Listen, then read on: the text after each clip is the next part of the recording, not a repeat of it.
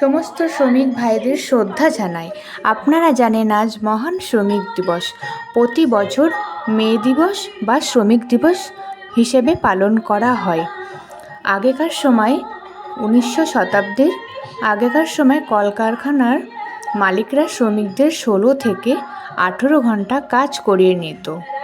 একটাই কথা বলতে চাই, আমরা শ্রমিক এবং মালিক সকলদের সাথে কাঁধে কাঁধ মিলিয়ে কাজ করতে চাই।